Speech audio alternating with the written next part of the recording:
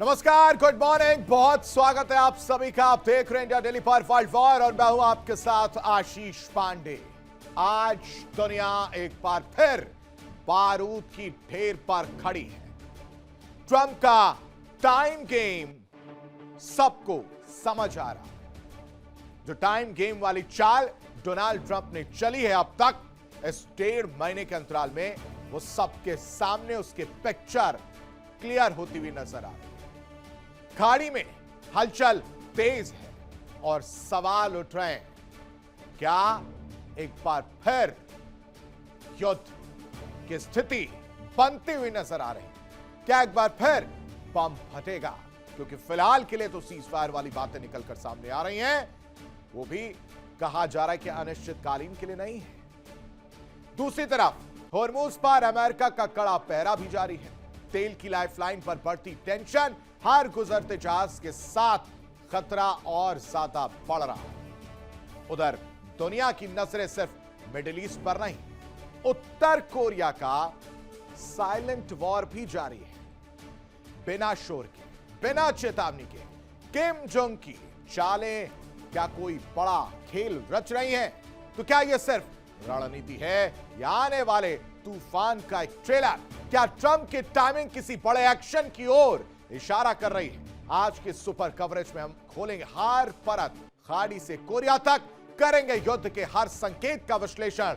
1 घंटे तक बने रहिए हमारे साथ, क्योंकि खबर सिर्फ खबर नहीं बल्कि आने वाले खतरे की एक चेतावनी है। लेकिन सबसे पहले नजर डालते हैं आज की 4 बड़ी खबरों पर कि किस तरह से अब वर्ल्ड वॉर में ट्रंप का जो गेम है वो देखने को मिल रहा है। ट्रंप का डबल गेम जो निकलकर सामने है वो आपको समझाते कि आखिर क्या है वो कहानी। सबसे पहले हम बात करेंगे ट्रंप के टाइम गेम का।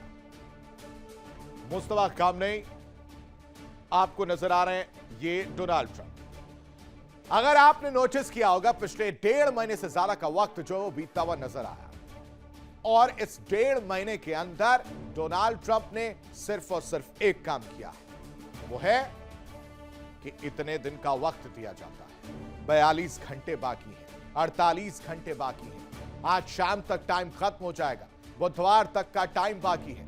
1 हफ्ते का सीजफायर, 2 हफ्ते का सीजफायर, 2 हफ्ते का सीजफायर खत्म होने वाला। उसके बाद से फिर से सीजफायर की तारीख बढ़ा दी जाती, यानी तारीख पर तारीख डोनाल्ड ट्रंप देते हुए नजर आते हैं। और इसी वजह से हम कह रहे हैं कि ट्रंप का टाइम गेम वो सबके सामने नजर आ रहा है। और इस टाइम गेम के पीछे एक बहुत खास रणनीति है डोनाल्ड ट्रंप की। वो रणनीति क्या है, वो उसको लेकर आपको जानकारी देंगे, उस पर विश्लेषण करते हुए नजर आएंगे। लेकिन दूसरी बड़ी खबर जिस पर हम चर्चा करेंगे वो आपके सामने रख देते हैं, वो है वर्ल्ड वॉर में कि खाड़ी में एक बार फिर से बम फटने की कगार पर है। महायुद्ध देखने को मिलेगा ही मिलेगा। ये हम ऐसा इसलिए कह रहे हैं क्योंकि सीजफायर वाली कहानी जो है डोनाल्ड ट्रंप की तरफ से पेश की जाती है। डोनाल्ड ट्रंप की तरफ से कहा जाता है कि सीजफायर बढ़ा दिया गया है। कब तक के लिए बढ़ाया गया यह नहीं बताया जाता है।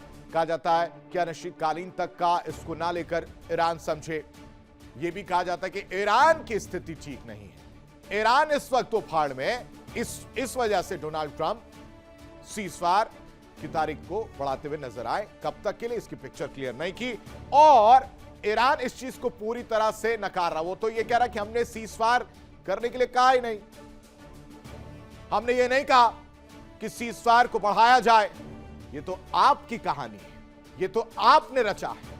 हम एक बार फिर से युद्ध का जवाब युद्ध के तरीके से देते हुए नजर आएंगे। और इसी वजह से हम कह रहे हैं कि अब महायुद्ध की तैयारी हो रही है। किस तरह से, उस पर जानकारी देंगे। लेकिन तीसरी बड़ी खबर यहां समझ लेते हैं। वर्ल्ड वॉर में तीसरी बड़ी खबर जो है वो है कि अब होर्मुज पर यूएस का पहरा और ज्यादा नजर आ रहा है। कहा जा रहा है कि 31 जहाज के आसपास वापस लौटाए गए, और इसकी वजह से ईरान पूरी तरह से चिढ़ गया है। ईरान आंखें दिखा रहा है। ईरान यही कह रहा है कि अगर नाकाबंदी नहीं हटाई गई तो हम बातचीत नहीं करेंगे। लेकिन ट्रंप तो ट्रंप है, वो नाकाबंदी हटाने को तैयार नहीं है। यानी पूरी कहानी स्ट्रेट ऑफ हॉर्मुज पर कहीं ना कहीं से जुड़ती हुई नजर आ जाती है।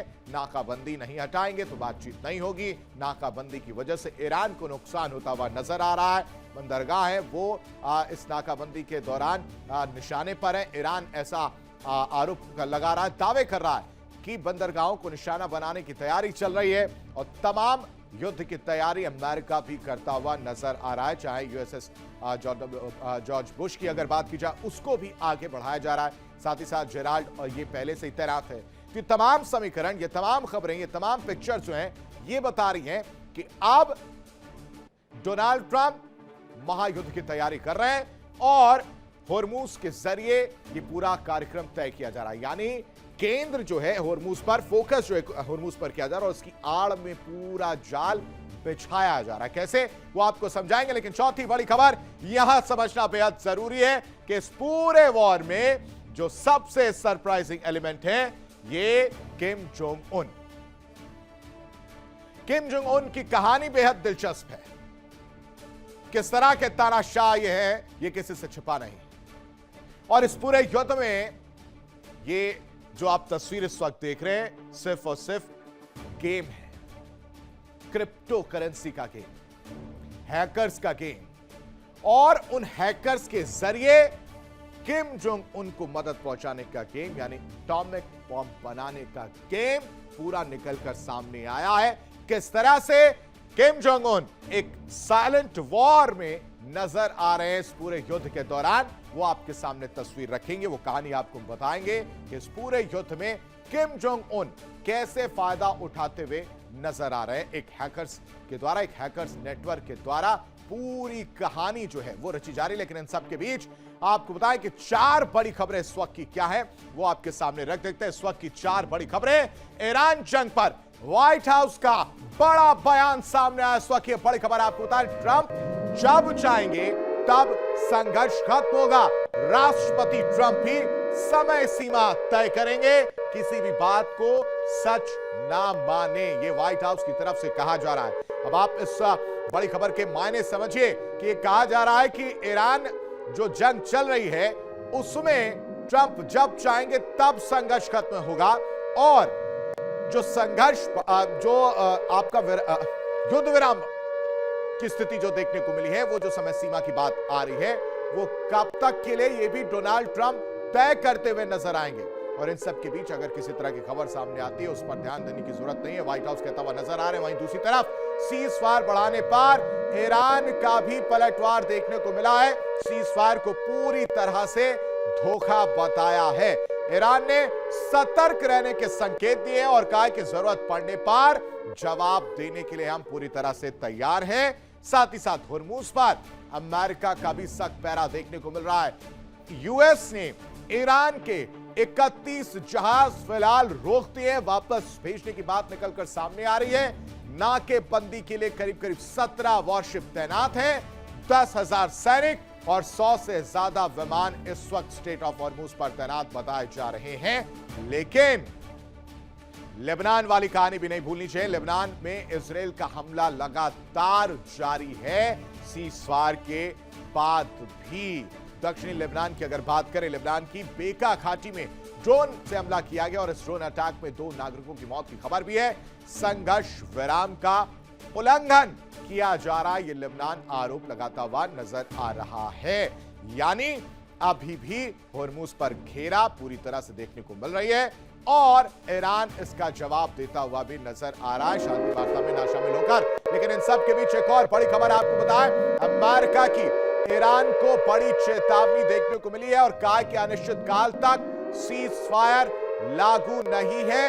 इसको लेकर किसी तरह की अफवाह ना फैलाएं और इस संशय में ना रहे कि अनिश्चित काल के लिए सीज फायर लागू कर दिया गया। इसको पूरी तरह से दरकिनार कर दिया गया। इस बात को पूरी तरह से काटते हुए डोनाल्ड ट्रंप नजर आए और कहा है कि अनिश्चित काल तक सीज फायर लागू नहीं है, समझौता संभव, लेकिन जवाब ईरान नहीं दे रहा है। जवाब का इंतजार किया जा रहा है अमेरिका की तरफ से और यह खबर अमेरिकी मीडिया के हवाले से सामने आ रही है। लेकिन इन सब के बीच एक और बड़ी खबर आपको बताते हैं कि ईरान का भी बड़ा पलटवार देखने को मिला। 50% बैलिस्टिक मिसाइलें सुरक्षित है, ये ईरान कहता हुआ नजर आ रहा है। यानी मैसेज दिया जा रहा है कि बैलिस्टिक मिसाइल को लेकर जो खबरें निकलकर सामने आई थी कि वो खत्म होती हुई नजर आ रही, उसको पूरी तरह से नकारा गया। 60% नौसेना एक्टिव है। आईआरजीसी की वायुसेना का 2/3 हिस्सा अभी चालू है।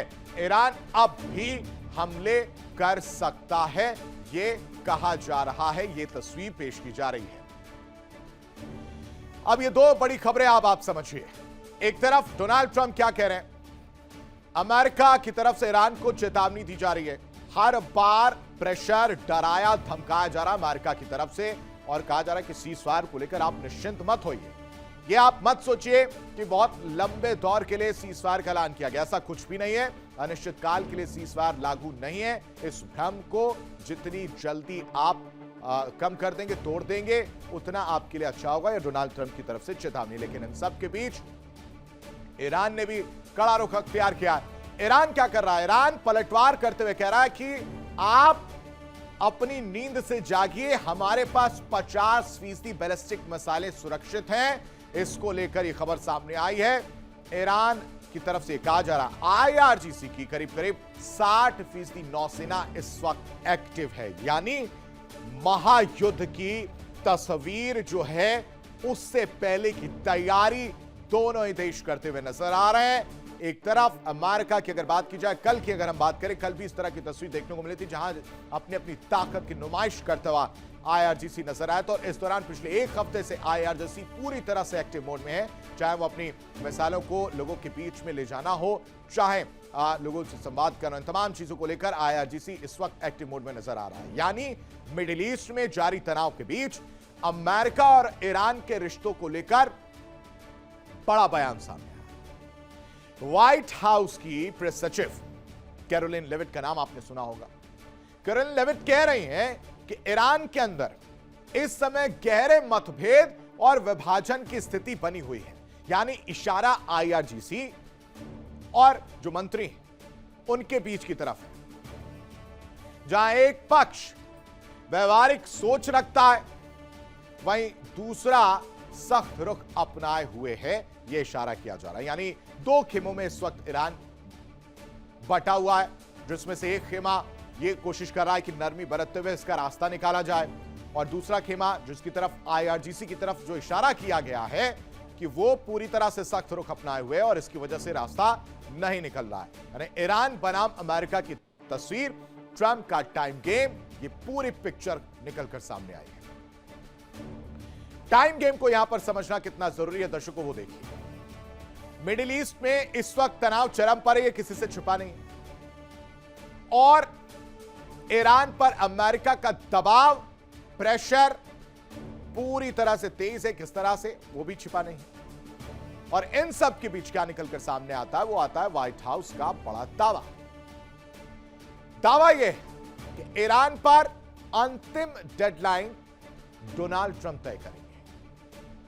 डोनाल्ड ट्रंप ही सब कुछ तय करते आए हैं, डोनाल्ड ट्रंप ही सब कुछ तय करते रहेंगे। यह व्हाइट हाउस की तरफ से कहा जा रहा है। सीज फायर को लेकर गफलत में ना रहना, कि अगर उसे लग रहा है कि ठीक है सीज फायर की समय जो और बढ़ा दिया गया है, लेकिन समय वो नहीं बताया गया, कब तक के लिए वो नहीं बताया गया, तो इसलिए आप आराम से चैन की नींद ना सोए। इसको लेकर अब अमेरिका ने कहा है कि यह फैसला डोनाल्ड ट्रंप तय करेंगे कि अंतिम डेडलाइन क्या होगी। यानी इन सब के बीच जो सबसे चौंकाने वाली बात थी, वो था व्हाइट हाउस की तरफ से बयान। ईरान अंदरूनी विभाजन से जूझ रहा है।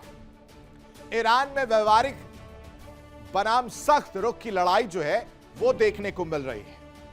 ईरानी शासन आर्थिक और सैन्य दबाव में है। जवाब के बाद ही यूएस की अगली कार्रवाई तय होगी। ये तमाम चीजें कही जा रही है अमेरिका की तरफ से, उस सीज फायर को बढ़ाने को लेकर, स्टैब्लिश करने को लेकर। अब ऐसे में डोनाल्ड ट्रंप की क्या मजबूरी रही, क्यों उन्होंने समय सीमा बढ़ाया, आखिर डोनाल्ड ट्रंप का ये टाइम गेम क्या है जो हम आपके सामने लेकर आए हैं, वो इस रिपोर्ट के जरिए समझिए।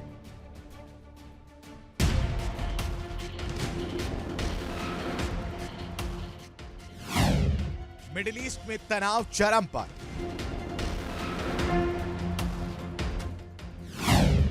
व्हाइट हाउस का बड़ा दावा।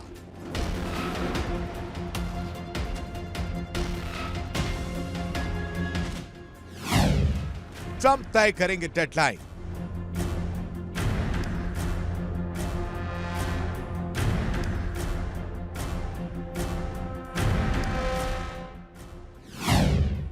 सैन्य दबाव और नाकेबंदी जारी।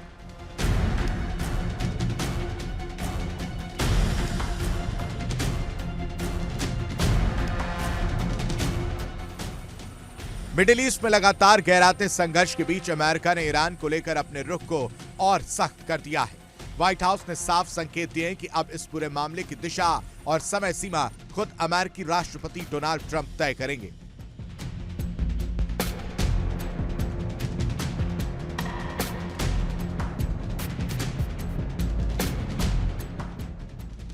व्हाइट हाउस प्रेस सचिव कैरोलिन लेविट ने दावा किया है कि ईरान इस वक्त अंदर से बुरी तरह बटा हुआ है। जहां एक तरफ व्यवहारिक सोच रखने वाले नेता है, वहीं दूसरी तरफ सख्त और कट्टर रुख अपनाने वाला धड़ा आमने सामने है। इसी आंतरिक खींचतान को अमेरिका अपने लिए रणनीतिक अवसर के तौर पर देख रहा है।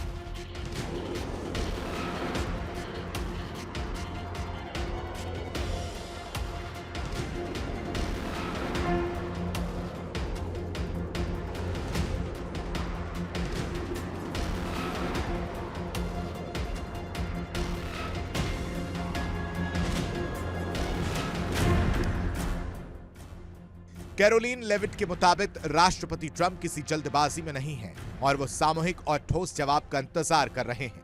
उन्होंने ये भी साफ किया कि जब तक ईरान से साफ प्रतिक्रिया नहीं मिलती, तब तक सैन्य कार्रवाई और सीधे हमलों की स्थिति में एक तरह का अस्थायी विराम बना रहेगा।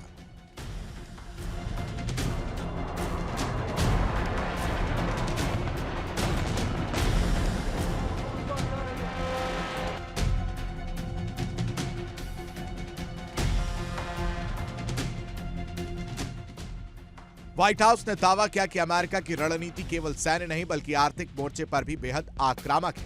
ऑपरेशन इकोनॉमिक फ्यूरी के तहत ईरान पर दबाव बढ़ाया जा रहा है, जिसमें नौसैनिक नाकेबंदी और समुद्री व्यापार मार्गों पर कड़ी निगरानी शामिल है।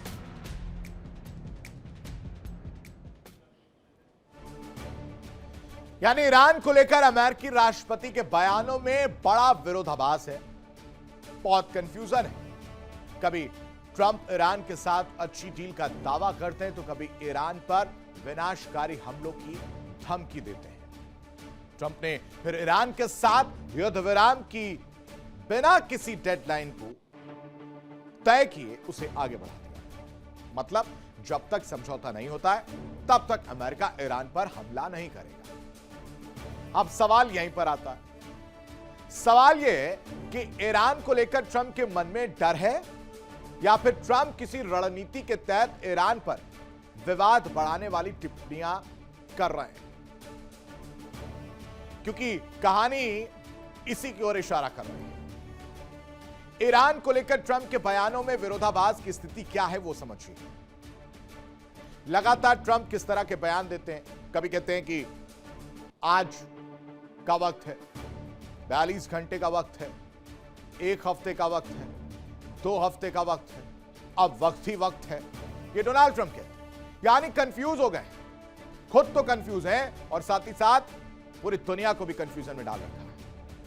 कभी ट्रंप ईरान के साथ अच्छी डील का दावा करते हैं, कहते हैं कि शुक्रवार को बहुत अच्छी खबर आने वाली है, बहुत अच्छी खुशखबरी मिलने वाली है, तो कभी ईरान पर विनाशकारी हमलों की धमकी देते हैं और कहते हैं कि अगर डील नहीं हुई तो बमों से इतना ज्यादा हमला किया जाएगा कि सब कुछ तबाह हो जाएगा। जो बुनियादी ढांचे हैं, जो पावर प्लांट्स हैं, जो ब्रिजेस हैं, उनको उड़ा दिया जाएगा। विनाशकारी हमलों की धमकी डोनाल्ड ट्रंप लगातार देते हुए नजर आते हैं और इसकी वजह से कंफ्यूजन क्रिएट होता है।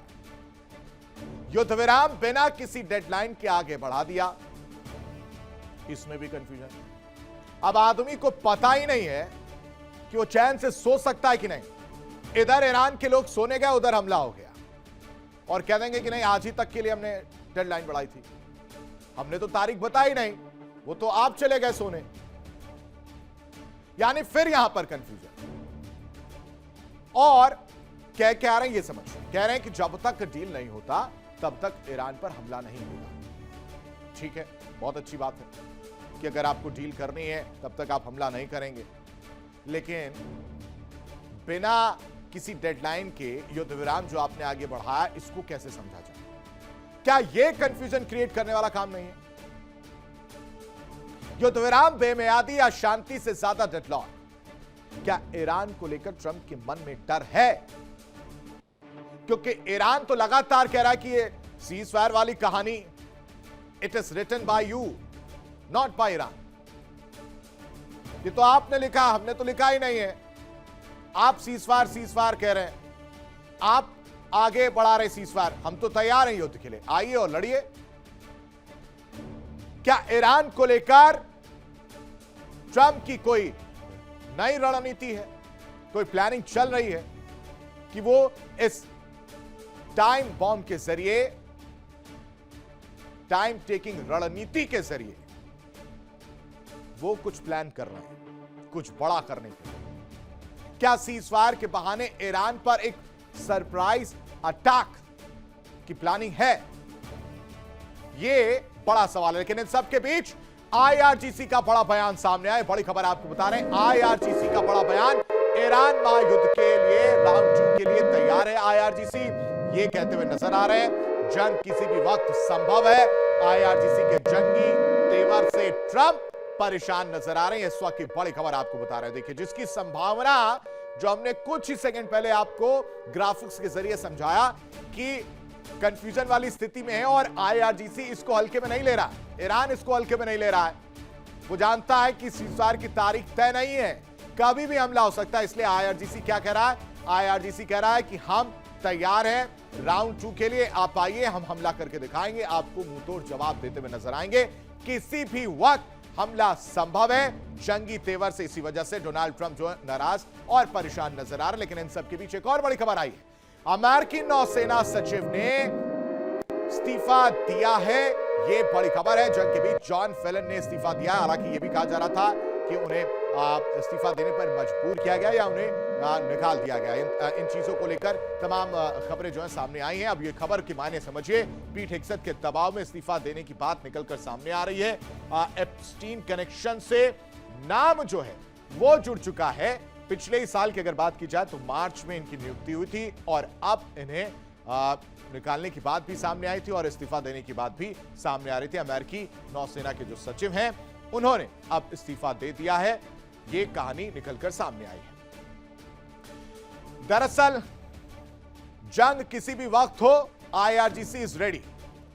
IRGC is ready for war, क्योंकि डोनाल्ड ट्रंप सोने नहीं दे रहे हैं। कंफ्यूजन वाली स्थिति क्रिएट कर दी है, सस्पेंस में डाल दिया है। पता चला इधर से ईरान सोने गया, उधर से अमेरिका ने हमला कर दिया, क्योंकि सीज फायर वाली कहानी कोई डेट मुकर्रर ही नहीं है। दूसरी तरफ अमेरिकी नौसेना सचिव ने जो इस्तीफा दिया वो भी बड़ा सवाल उठा रहा है कि आखिर क्या कोई बड़ी वजह रही एप्स्टीन फाइल के अलावा जिस पर नाराजगी देखने को मिली, या यह भी कहा जा रहा है कि इंटरनली डोनाल्ड ट्रंप का विरोध भी देखने को मिला, उनकी जो नीतियां उनको लेकर नाराज नजर आ रहे हैं और इसकी वजह से भी यह फैसला देखने को मिल सकता है और देखने को मिला है। इन सब के बीच एक और अंदरूनी हालात पर टिप्पणी की बात सामने आई है। दरअसल ईरान के अंदरूनी हालात पर टिप्पणी करते हुए व्हाइट हाउस ने दावा किया कि वहां कई स्तरों पर असहमति है, बातचीत नहीं हो रही है, मतलब एक राय नहीं बन रही है और इसकी वजह से प्रॉब्लम हो रही है, परेशानी हो रही है।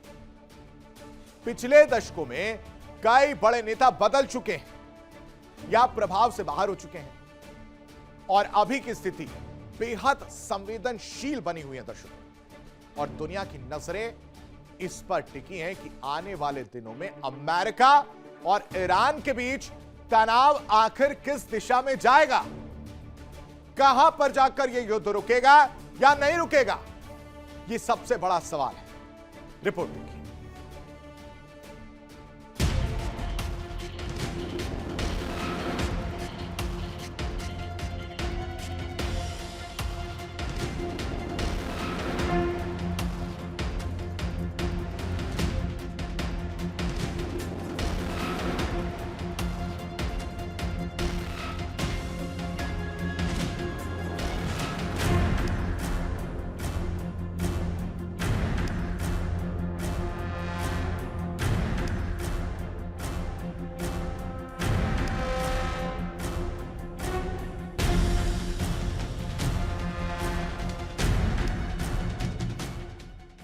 होर्मुज स्ट्रेट और ईरानी बंदरगाहों से होने वाली गतिविधियों पर भी कड़ा नियंत्रण बताया जा रहा है, जिससे ईरान की आर्थिक रीढ़ पर सीधा असर पड़ने का दावा किया गया।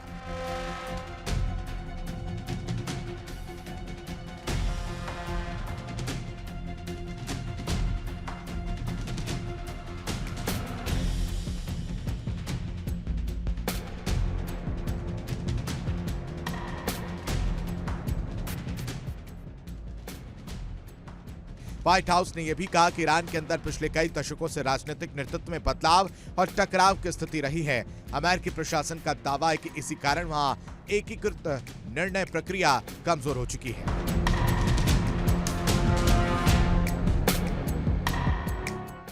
सबसे बड़ा सवाल डेडलाइन को लेकर है। व्हाइट हाउस ने साफ कर दिया है कि राष्ट्रपति ट्रंप ने कोई निश्चित समय सीमा तय नहीं की है। कुछ रिपोर्टों में 3 से 5 दिन की समय सीमा की बात सामने आई थी, लेकिन इसे पूरी तरह खारिज कर दिया गया है।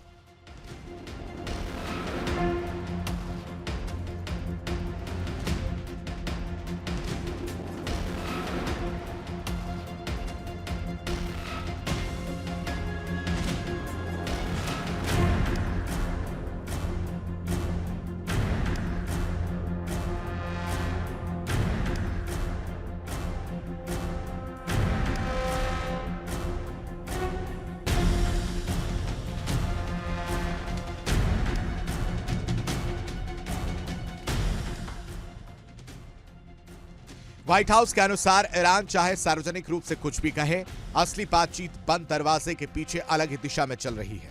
अमेरिका का रुख साफ है, दबाव भी रहेगा और कूटनीतिक बातचीत का रास्ता भी खुला रखा जाएगा, लेकिन शर्तें वॉशिंगटन तय करेगा।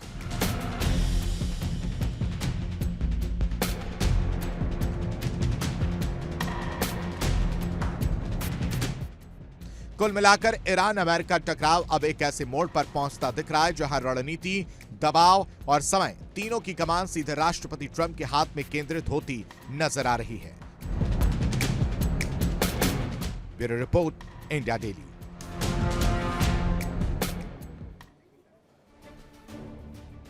इन दिनों में अमेरिकी राष्ट्रपति 12 से अधिक बार ईरान को ऐसी धमकी दे चुके हैं कि बस अब से कुछ घंटों बाद ही ईरान की कयामत की रात है। अब से कुछ मिनटों बाद ही ईरान पर बमबारी हो जाएगी।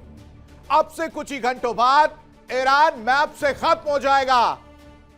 लेकिन होता कुछ भी नहीं। डोनाल्ड ट्रंप के वादे दावे फुस्सी बम साबित हो रहे हैं। वो कई बार ईरान से युद्ध में जीत का ऐलान भी कर चुके हैं कि ईरान खत्म हो चुका है, ईरान के पास कुछ भी साजो सामान नहीं बचा है और हम जीत चुके हैं युद्ध। यानी अपनी तारीफ करते हुए नजर आते हैं डोनाल्ड ट्रंप।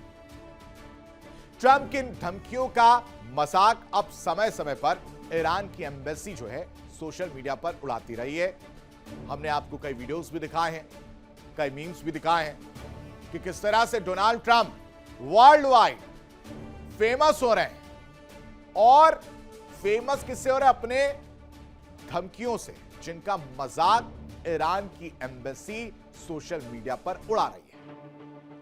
अमेरिका ईरान के बीच सीजफायर की 2 हफ्तों की मियाद 22 अप्रैल 2026 बुधवार की रात खत्म हो रही थी।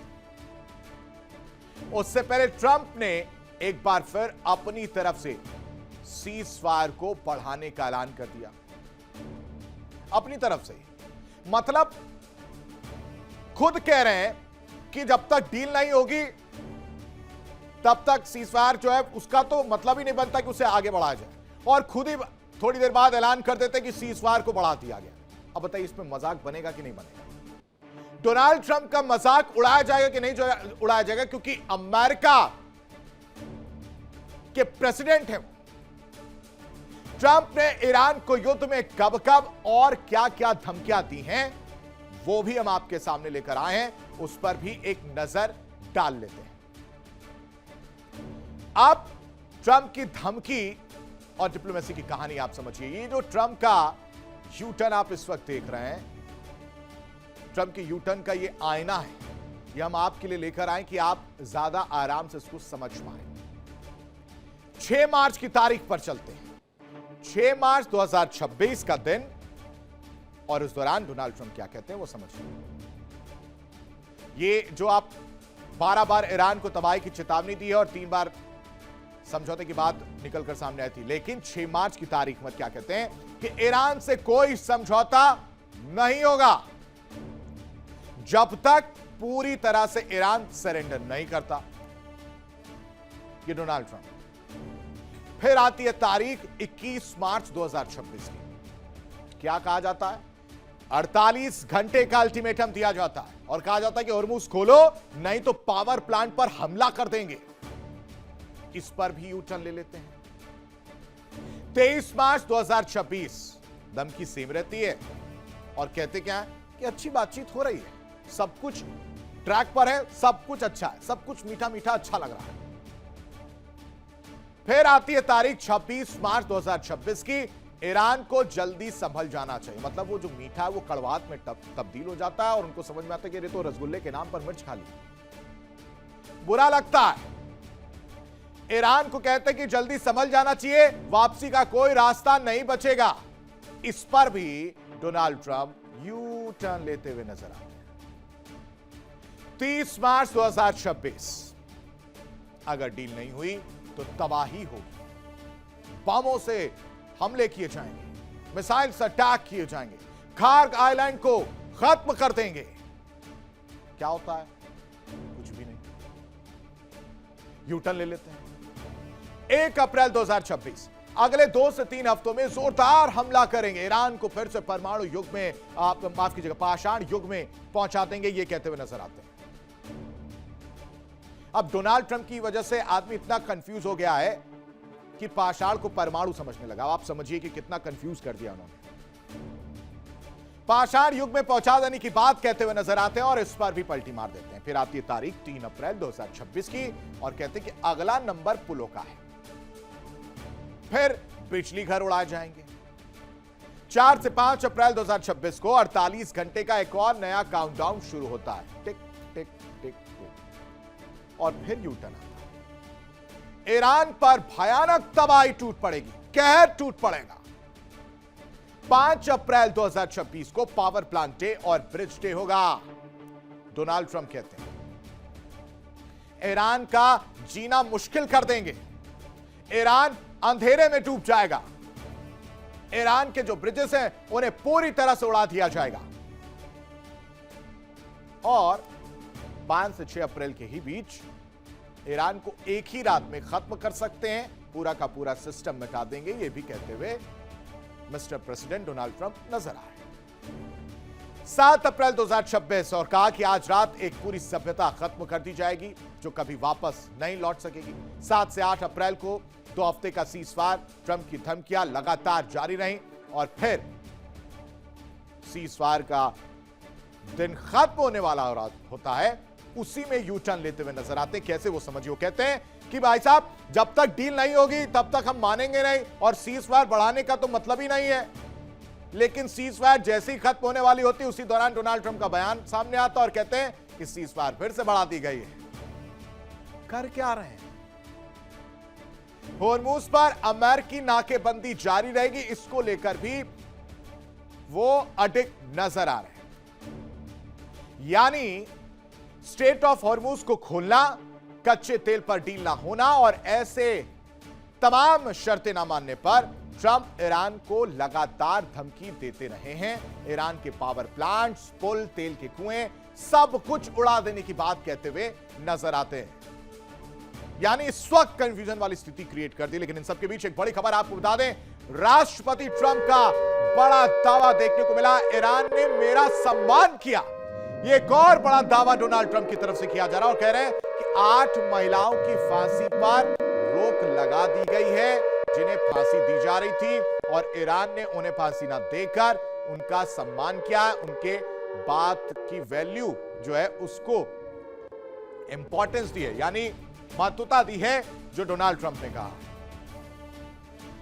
मतलब हर चीज में डोनाल्ड ट्रंप को यह लगता है कि सब कुछ जो उनकी नजर में पॉजिटिव है और दुनिया के नजर में कुछ चीजें नेगेटिव हैं, कुछ पॉजिटिव हैं। तो आपको फोकस करना है कि दुनिया की नजर में अगर जो चीज नेगेटिव है, जैसे कि स्ट्रेट ऑफ हॉर्मुज पर परेशानी की वजह से पूरी दुनिया जो झेल रही है, वो उनके लिए पॉजिटिव हो जाए, उसका श्रेय लेते हुए नजर आता है। मिडिल ईस्ट में तनाव एक बार फिर से चरम पर पहुंच गया, लेकिन इससे डोनाल्ड ट्रंप को कोई मतलब नहीं। अमेरिका और ईरान के बीच बढ़ते टकराव का असर अब सीधे समुद्री व्यापार और वैश्विक तेल आपूर्ति पर दिखाई देने लगा है, लेकिन डोनाल्ड ट्रंप को इससे कोई मतलब नहीं। यूएस सेंट्रल कमांड के मुताबिक अमेरिका ने ईरान से जुड़े समुद्री मार्गों पर सख्ती बढ़ाते हुए अब तक 31 जहाजों को या तो वापस लौट आया है या फिर अपने अपने बंदरगाहों की ओर मोड़ने के लिए मजबूर कर दिया। इनमें ज्यादातर तेल टैंकर शामिल बताए जा रहे हैं। यानी अमेरिका का जो घेरा है और होर्मुज पर जो सख्त पैरा है वो आप समझिए। अमेरिका की ईरान पर समुद्री नाकेबंदी जो है वो किसी से छिपी नहीं है और नाकेबंदी लगातार तेज है। ईरानी बंदरगाहों पर सख्त पाबंदी है। स्ट्रेट ऑफ होर्मुज में तनाव इस वक्त चरम पर है, जिसकी वजह से क्या हो रहा है कि जो तमाम जहाज वहां से गुजरने की कोशिश कर रहे हैं उन पर या तो फायर किया जा रहा है, उन्हें कब्जे में लिया जा रहा है, जहाजों को वापस लौटाया जा रहा है। और इनमें संख्या निकलकर सामने आई है, पिछले कुछ घंटों की अगर बात की जाए तो 31 जहाजों को वापस लौटा दिया, लौटने का आदेश दिया। और दूसरी तरफ नाकेबंदी को और चाक चौबंद करते हुए नजर आ रहे हैं। कैसे? 10,000 सैनिक भेजकर, 17 वॉरशिप तैनात कर तेल टैंकरों पर सबसे ज्यादा असर पड़ रहा है, जिसकी वजह से बाजारों में अस्थिरता बढ़ गई है। डिप्लोमेटिक समाधान अभी भी दूर नजर आ रहा है। हालात और ज्यादा बिगड़ने की आशंका जो है वो देखने को मिल रही है। क्यों? इस रिपोर्ट में समझिए।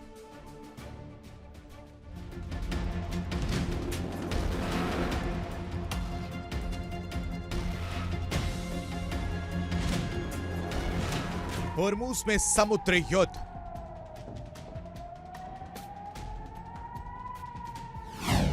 यूएस ने ईरान के 31 जहाज रोके, नाकेबंदी के लिए 17 वॉरशिप, 10,000 सैनिक तैनात।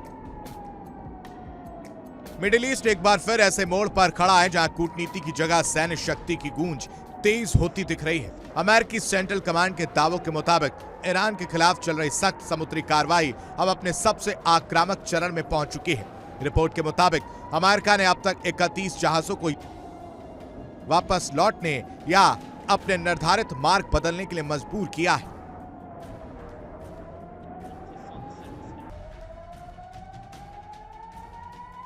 इनमें ज्यादातर तेल टैंकर बताए जा रहे हैं, जो वैश्विक ऊर्जा सप्लाई चेन की रीढ़ माने जाते हैं। इस कार्रवाई के साथ ही स्ट्रेट ऑफ होर्मुज, दुनिया का सबसे संवेदनशील तेल मार्ग, अब लगभग सैन्य निगरानी क्षेत्र जैसा बनता जा रहा है। सेंटकॉम के मुताबिक अमेरिका ने इस ऑपरेशन के लिए भारी सैन्य तैनाती की है। 10,000 से अधिक सैनिक तैनात, 17 से ज्यादा युद्धपोत तैनात, 100। और इस बीच एक बड़ी खबर आपको बताएं, आईडीएफ का बड़ा ऐलान, युद्ध के लिए सेना तैयार है। यह आईडीएफ की तरफ से बड़ा बयान सामने आया है। फिर से युद्ध शुरू करने के लिए आईडीएफ पूरी तरह से तैयार है। सभी मोर्चों पर लड़ाई के लिए हम रेडी हैं। इजरायली डिफेंस फोर्स की तरफ से यह बड़ा ऐलान किया गया है। अब आप देखिए कि एक तरफ इजरायल लेबनान का युद्ध विराम है 10 दिनों के लिए। आज 23 तारीख है, आज भी दोनों ही देशों के राजदूतों को सामने आना, बातचीत करनी है। लेकिन इन सब के बीच आईडीएफ की तरफ से क्या कहा जा रहा है वो आप समझिए। आईडीएफ ने ऐलान किया है कि युद्ध के लिए सेनाएं हमारी पूरी तरह से तैयार हैं। फिर से युद्ध शुरू करने के लिए हम तैयार हैं। सभी मोर्चों पर लड़ाई के लिए हम रेडी हैं। यानी अभी भी मानसिकता यही है कि हम, अगर कल को युद्ध होता है जो सीजफायर वाली कहानी से कनेक्ट है, इसको समझिए कि एक तरफ अमेरिका ने सीजफायर को लेकर कोई तारीख मुकर्रर नहीं की, कहा कि सिर्फ बढ़ा दिया। इसकी वजह से क्या हो रहा है कि इजरायल रेडी है, उसे पता है कि जैसे ही इशारा मिलेगा हम हमला कर देंगे। और सेल्फ डिफेंस के नाम पर कई बार लेबनान में हमला करने जो है हमले की तस्वीर हमने देखी है। ऐसे में सबसे बड़ा सवाल यही है, क्या अमेरिका और ईरान के बीच कोई समझौता होगा या फिर यह तनाव आने वाले समय में और गहराएगा? क्योंकि कहानी तो यही दिख रही है। फिलहाल होर्मुज की स्थिति पर पूरी दुनिया की नजरें टिकी हुई हैं, धड़कनें थमी हुई हैं, क्योंकि इसका असर वैश्विक ऊर्जा आपूर्ति पर सीधे पड़ सकता है और कहानी बदल सकती है। कैसे, वो आपको समझना जरूरी होगा, क्योंकि सवाल स्टेट ऑफ हॉर्मुज को ही है। सब कुछ इस वक्त स्टेट ऑफ हॉर्मुज को लेकर ही टिका है। ईरान अड़ा है कि वहां से अमेरिका नाकाबंदी हटाएगा तब बातचीत होगी, और अमेरिका कह रहा है कि नहीं, ऐसा तो हम नहीं करेंगे। क्या कहानी है, क्या रणनीति है, वो आपको समझाते हैं हम इस रिपोर्ट।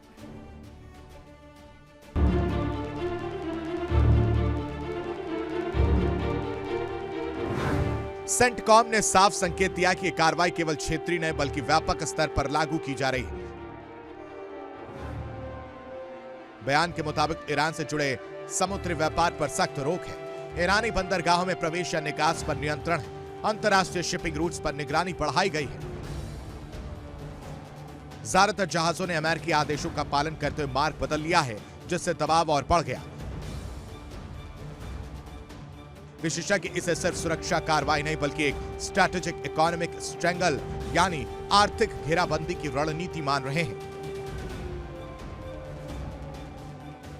इसका उद्देश्य ईरान पर वित्तीय दबाव बढ़ाना और उसकी तेल निर्यात क्षमता को सीमित करना बताया जा रहा है, लेकिन इसका असर सिर्फ ईरान तक सीमित नहीं है। वैश्विक तेल कीमतों में अस्थिरता, एशिया और यूरोप की सप्लाई चेन पर असर, शिपिंग सेक्टर में बढ़ती लागत और निवेश बाजारों में अनिश्चितता। अभी तक अमेरिका और ईरान के बीच किसी ठोस समझौते के संकेत नहीं मिले। दूसरी ओर सैन्य गतिविधियां लगातार बढ़ रही हैं, जिससे स्थिति और संवेदनशील होती जा रही है। पूर्व संकेतों के अनुसार अमेरिकी नेतृत्व यह साफ कर चुका है कि नाकेबंदी तब तक जारी रह सकती है जब तक व्यवहारिक सुरक्षा और राजनीतिक समाधान नहीं मिलता। तस्वीर साफ है, हॉर्मुज स्ट्रेट अब सिर्फ एक व्यापार मार्ग नहीं बल्कि भू राजनीतिक टकराव का केंद्र बन चुका है। जहां एक तरफ सैन्य ताकत का प्रदर्शन है, वहीं दूसरी तरफ वैश्विक अर्थव्यवस्था की सांसें अटकी हुई हैं। अगर हालात ऐसे ही रहे तो आने वाले समय में यह संकट सिर्फ क्षेत्रीय नहीं बल्कि वैश्विक ऊर्जा संकट का रूप भी ले सकता है। Bureau report, India daily. और इस बीच एक और बड़ी खबर, तनाव के बीच ट्रंप का बड़ा बयान सामने आया। इस वक्त की बड़ी खबर आपको उतारे, शुक्रवार तक अच्छी खबर आ सकती है। ये इस वक्त की बड़ी खबर आपको उतारे, ईरान के साथ शांति वार्ता पर अच्छी खबर आ सकती है। डोनाल्ड ट्रंप ने यह कहा, जिसका जिक्र मैं आपसे लगातार कर रहा था। देखिए अब डोनाल्ड ट्रंप ने क्या किया। डोनाल्ड ट्रंप कह रहे हैं कि शुक्रवार तक अच्छी खबर आ सकती है। ये कहा जा रहा है, सूत्रों के हवाले से एक और खबर है इससे जुड़ी, वो ये है कि अब जो है दूसरे दौर की वार्ता जो है वो शायद शुक्रवार तक हो सकती है। उसकी तरफ ही डोनाल्ड ट्रंप ये इशारा करते हुए नजर आ रहे हैं। यानी क्या, अब दो सवाल यहां पर उठते हैं कि क्या डोनाल्ड ट्रंप नाकाबंदी को लेकर नरम पड़ सकते हैं, क्योंकि ये सबसे महत्वपूर्ण बात थी जिसको लेकर ईरान पूरी तरह से नाराज नजर आ रहा था। ईरान आंख दिखाते हुए नजर आ रहा था, और अगर इस बात को मानते तो क्या जो और शर्तें उसको मानते हुए डोनाल्ड ट्रंप नजर आएंगे। ये दो बड़ी जो सवाल है जिसके जवाब शायद आगे मिलते हुए नजर आए। लेकिन इन सबके बीच एक और बड़ी खबर आपको बताएं, इस वक्त एक और बड़ी खबर सामने आ रही है जिसमें कहा जा रहा है कि तनाव के बीच ट्रंप का जो बयान है उससे संबंधित ईरान की अमेरिका को बड़ी चुनौती जो है वो देखने को मिली है। बुशहर में ईरान का शक्ति प्रदर्शन देखने को मिला है। देखिए जो कल मिसाइल वाली तस्वीर हमने दिखाई थी, आज एक बार फिर से ये शक्ति प्रदर्शन जिसमें फतेह 110 मिसाइल का जो है वो लोगों के बीच में ले जाया गया, वो दिखाया गया, रैली में निकाली गई है। बुशहर में रात में इस मिसाइल का प्रदर्शन जो है वो किया गया। अब आपके सामने वो तस्वीर भी रखते हैं जिसमें शांति समझौते की बात के बाद रात के समय ये जो मिसाइल प्रदर्शन किया गया उससे एक ताकत दिखाने का काम किया गया। क्या क्रिप्टो करेंसी अब सिर्फ निवेश का जरिया नहीं है बल्कि परमाणु हथियार बनाने की फंडिंग का जरिया बन चुका है? जो हमने नॉर्थ कोरिया को लेकर तस्वीर आपके सामने रखी थी, उसका भी कनेक्शन निकलकर सामने आया। अब आप ये दो जो बड़ी खबरें इनको समझिए, क्योंकि ईरान लगातार अमेरिका को चुनौती देता हुआ नजर आ रहा है। कल की तस्वीर जो हमने आपको दिखाई थी जिसमें मिसाइलों का प्रदर्शन किया गया था खुर्रमशहर फोर्ट, उसके जरिए एक बड़ा मैसेज दिया गया कि हम तैयार हैं। और इसी चुनौती की वजह से अमेरिका को टेंशन हो गई।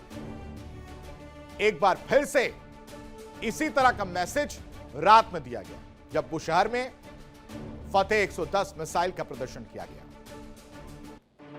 रात के समय रैली निकाली गई जहां पर भारी भीड़ सड़कों पर नजर आई। अब आप समझिए क्रिप्टो करेंसी का खेल। क्या क्रिप्टो करेंसी अब सिर्फ इन्वेस्टमेंट का जरिया है, बल्कि परमाणु हथियार बनाने की फंडिंग का जरिया भी बन चुकी है? ये हम क्यों कह रहे हैं आप आगे समझ आए। दावा चौंकाने वाला है। आरोप सीधा नॉर्थ कोरिया पर है और शक की सुई जाती है किम जोंग उन के सबसे खतरनाक साइबर हथियार लाजरूस ग्रुप पर। बताया जा रहा है कि इस साल की सबसे बड़ी क्रिप्टो चोरी में करीब $300 मिलियन उड़ाए गए। $300 मिलियन कितना होता है यह भी हम आपके सामने रखते हैं। करीब 3000 इंडियन रुपीस में हम बात करें ज्यादा, जो $300 मिलियन की बात सामने आ रही है 3000 करोड़ के आसपास। यानी डिजिटल डाका की तैयारी और दुनिया पर खतरा इसलिए मंडरा रहा है और किम जोंग का यह साइलेंट गेम जो है वो देखने को मिल रहा है। अब इन सब के बीच क्या आ रहा है कि नॉर्थ कोरिया पर बड़ा आरोप लग रहा है और कहा जा रहा है कि क्रिप्टो चोरी से ही फंड जुटाया जा रहा है ताकि न्यूक्लियर प्रोग्राम को बढ़ाया जा सके, न्यूक्लियर प्रोग्राम में मदद की जा सके। और मदद कौन कर रहा है? किम के हैकर्स। किम के हैकर्स का $300 मिलियन डाका जो है वो देखने को मिला है, जिसमें नाम निकल कर आ रहा है लाजरूस ग्रुप का। दुनिया का सबसे खतरनाक क्रिप्टो गैंग है जो बड़ी आसानी से क्रिप्टो करेंसी चुरा लेता है और चोरी के पैसे से परमाणु खेल उजागर होता हुआ नजर आ रहा है। हैकिंग से अब हथियार तक का खेल निकलकर सामने आया है और यह परेशानी बनता हुआ भी नजर आ रहा है अमेरिका के लिए, क्योंकि साइबर अटैक के जरिए यह पूरा कांड किया जा रहा है। कैसे, इस रिपोर्ट में समझिए।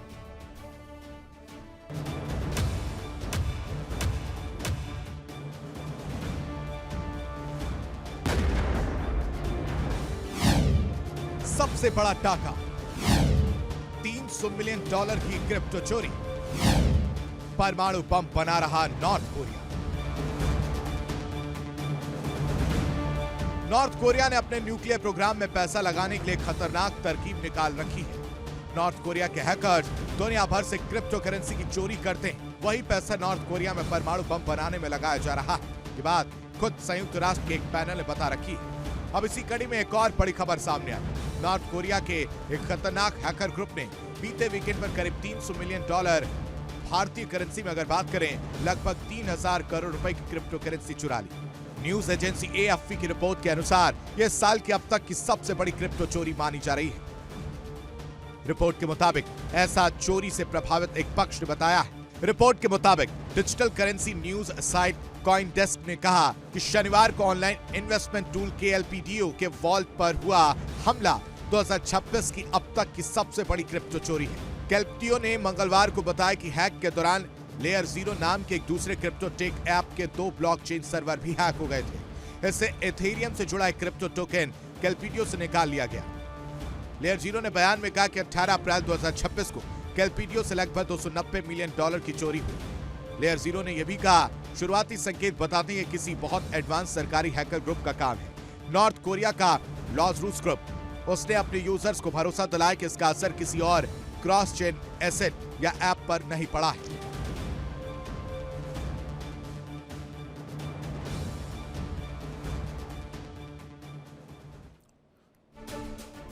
और इस बीच एक और बड़ी खबर, यूएस ब्लॉकेड का बड़ा दावा देखने को मिला है। 31 जहाजों को रोका गया या वापस भेजा गया। इस वक्त ये बड़ी खबर यूएस की तरफ से यह दावा किया जा रहा है। स्ट्रेट ऑफ हॉर्मुज को लेकर जो कहानी निकलकर सामने आ रही है, बताया जा रहा है कि ज्यादातर जो थे वो ऑयल टैंकर थे, वो ऑयल टैंकर शामिल थे। इस बात की पुष्टि जो है, इस बात का दावा जो है यूएस की तरफ से किया जा रहा है और कहा जा रहा है कि समुद्री सप्लाई पर इसका सीधा सीधा असर पड़ेगा। ये तस्वीर जो आप देख रहे हैं ये उसी से जुड़ी तस्वीर है जिसमें ये कहा जा रहा है कि जो जहाज हैं उन्हें 31 की संख्या में ये जहाजों को वापस मोड़ने का काम जो है यूएस ने किया है, क्योंकि नाकाबंदी, आपको पता है कि वो नाकाबंदी जारी है। अब ये जो शिप है, ये देखिए, इसमें बताया जा रहा है कि पेट्रोल जो था वो इसमें था और इसको लेकर स्ट्रेट ऑफ हॉर्मुज से गुजरने की बात सामने आ रही थी। अब ये कहा गया कि नाकाबंदी के दौरान युद्ध सैनिक जो है उन्होंने इसको चेतावनी देकर एक एक करके, और इसी तरह के जो शिप्स हैं वो आगे बढ़ रहे थे, जिन्हें एक एक करके कुछ अंतराल बाद शिप्स जो आ रहे थे उन्हें वापस भेजने का काम किया गया है। यानी स्ट्रेट ऑफ हॉर्मुज को लेकर अभी भी जिस तरह से नाकाबंदी चल रही है उसका असर ये देखने को मिल रहा है, क्योंकि आर्थिक रीढ़ जो तोड़नी है ईरान की, उसके प्लानिंग पर अमेरिका इस वक्त काम कर रहा है कि कैसे ईरान को आर्थिक चोट, आर्थिक नुकसान जो है वो पहुंचाया जाए, और उसी को तस्दीक करती है तस्वीर आई है। अब जब ये लेन देन कहा जा रहा है कि टोल अगर आप देकर जाएंगे, साथ ही साथ अगर ईरानी शिप्स हैं वहां से गुजरेंगे तो उन्हें नहीं जाने दिया जाएगा, ये कहा जा रहा है। और इसी के चलते ये असर देखने को मिल रहा है, जिसमें 31 जहाजों को रोका गया और फिर उन्हें वापस भेज दिया गया, जिसमें ऑयल टैंकर शामिल है। इस बीच एक और बड़ी खबर आपको बताते हैं, ट्रंप के दावे पर ईरान का भी पलटवार देखने को मिला है। दबाव में बातचीत नहीं हो सकती, ये ईरान कहता हुआ नजर आ रहा है, क्योंकि अमेरिका की तरफ से लगातार प्रेशर क्रिएट किया जा रहा है।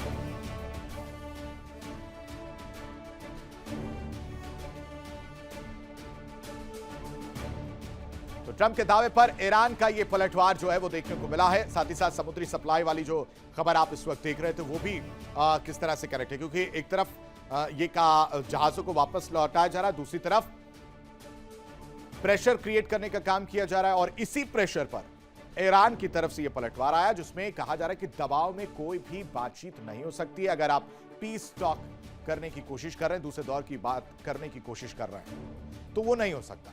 सबसे पहले आपको वहां से नाकाबंदी हटानी पड़ेगी।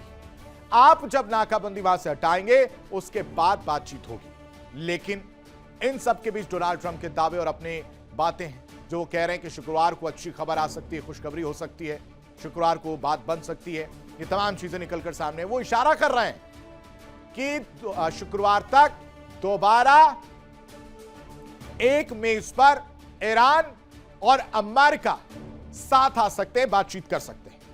लेकिन ईरान तो कह रहा है कि नहीं, ना हमने सीजफायर में इंटरेस्ट दिखाया, ना हम दूसरे दौर की बातचीत में इंटरेस्ट दिखा रहे हैं, और अगर आपका मन है तो यह तभी पॉसिबल होगा जब आप नाकाबंदी वहां से हटा देंगे। तो सवाल यह है, क्या अब नाकाबंदी हटाया जाएगा? साथ ही साथ जो डिजिटल चोरी वाली कहानी निकलकर सामने आई, उससे भी अमेरिका परेशान है। सवाल बड़ा है, क्या दुनिया एक और बड़े टकराव की तरफ बढ़ रही है?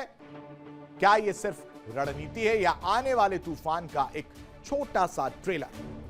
क्योंकि खाड़ी में बढ़ती हलचल, सुपर पावर की चालें और साइलेंट वॉर की आहट, इशारे साफ है, खेल अब खुलकर खेला जा रहा है। फिलहाल नजरें टिकी हैं हर उस मोर्चे पर जहां एक छोटी सी चिंगारी कभी भी आग भड़का सकती है। इसी साथ वर्ल्ड वॉर में अभी के लिए बस इतना ही। तमाम बड़ी खबरों के लिए आप बने रहिएगा इंडिया डेली के साथ, लेकिन उससे पहले एक रिपोर्ट देखिए।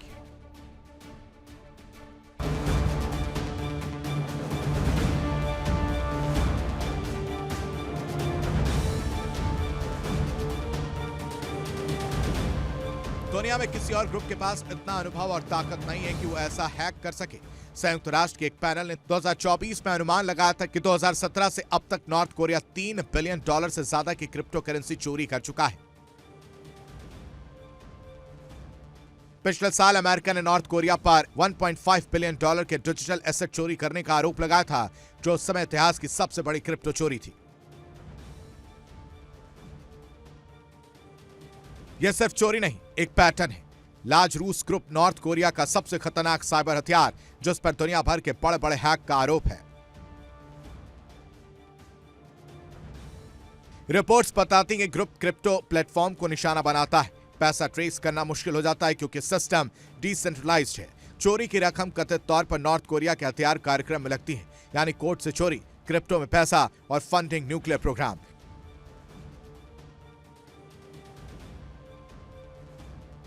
ऐसे में सवाल उठता है, क्या क्रिप्टो अब सिर्फ निवेश नहीं बल्कि जंग का नया हथियार बन चुका है? और अगर है तो अगला निशाना कौन?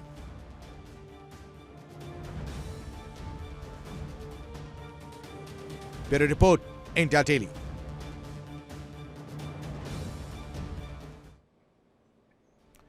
और यार रुकते कुछ पलों के लिए, इंडिया डेली अब आपके स्मार्ट टीवी पर भी मौजूद है। देखिए इंडिया डेली 24/7 अब आपके स्मार्ट टीवी पर। इंडिया डेली मौजूद है सभी डिजिटल प्लेटफॉर्म पर लाइव और लगातार। इंडिया डेली 24/7 हर दिन राष्ट्र को समर्पित।